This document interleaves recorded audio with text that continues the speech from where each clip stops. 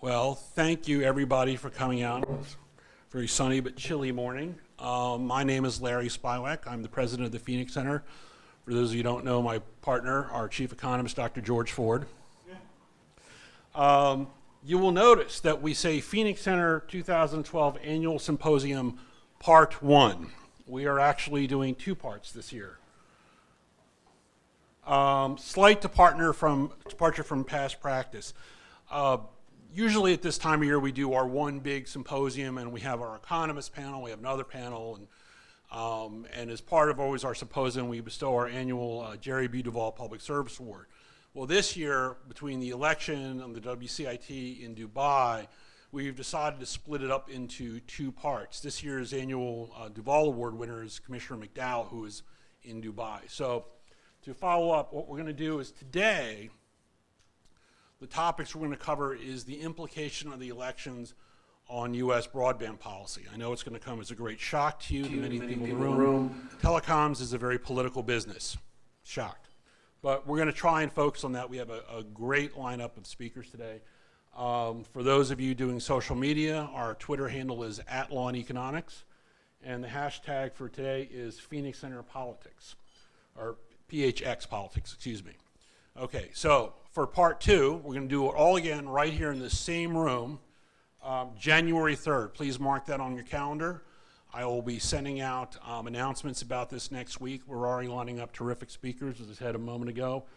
We have FCC Commissioner Rob McDowell. We have Blair Levin. Bob Quinn is going to be coming from AT&T. And, of course, an always entertaining presentation by our own Dr. Ford. So, again, please stay tuned for that. Now, this is the part of the symposium where I usually do sort of the state of the Phoenix Center or year-end review, where I like to remind folks what we've done. And as it turns out, 2012 turned out to be another really big year for us. So what have we done? We have authored 8 scholarly papers. It probably outproduces a lot of academic departments. We've had 6 papers published or accepted for publication in academic journals. George remains in the top 1% of all authors downloaded on the Social Science Research Network. I'm slightly behind that at the top 1.5% of authors. We have been cited significantly by policymakers. We had multiple citations in the ICC USF order. Commissioner Dow actually cited us in front of the Italian Parliament. That was great. A lot of citations in the academic literature. If you Google our names and on Westlaw in the law review database, we come up a lot.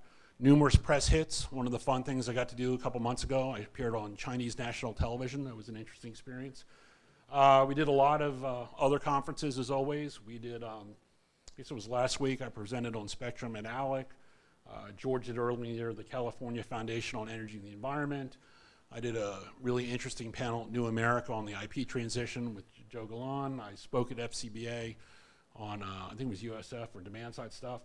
And then finally, the Rooftop Policy Roundtable. This was, I think, the best event we've ever done, and I think we're going to do it again this year. If you know us well, we always believe that telecom and broadband issues should be talked about in a serious way, but it should be fun. And what we did was this summer, we went up on the roof. We had an open bar. We had 4 boxes of cigars, hors d'oeuvres, and we sat around and we talked about policy in the way the good Lord intended it, and it was great.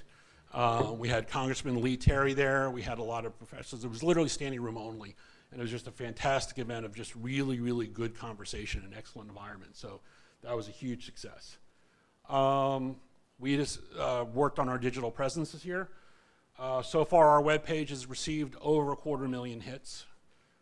We initiated @LawandEconomics, official blog of the Phoenix Center. I'm proud to say crossed the 4,000 visitors this year already, about a week ago. Our Twitter, again, is @LawandEconomics. We've got over 2,000 followers, so we're getting very engaged in that. George and Larry's excellent Peruvian broadband adventure. This was great. I guess it was last month, under the auspices of USAID, we traveled to Peru to give 2 days of lectures to the Peruvian regulator, CIPTEL, on a wide variety of subjects. I think it was a fantastic experience. We learned a lot. You find that a lot of the issues that we face here are very similar to the issues that that people face around the world. I think we have to give particular kudos. It was one of these great conferences where you have a translator and everybody's wearing the headphones, and we have to give particular kudos to the translator, who not only was able to translate very complex economic concepts from English to Spanish, but also had to translate George's accent. It was a great trip. There's George in front of Austel, and there's me with my new friend. And if anybody's asking, yes, I ate a guinea pig, and it was delicious. Things we were most proud of in 2012.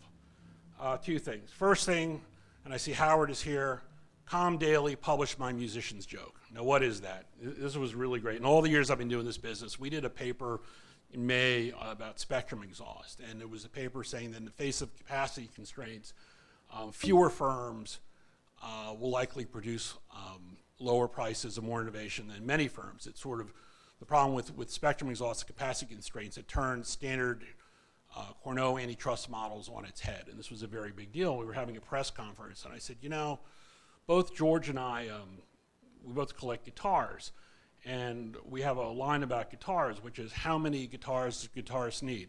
Jerry Duvall? One more. And I said, you know, that's kind of the FCC's attitude about networks. We're doing all these policies to get one more, when maybe the equilibrium isn't there.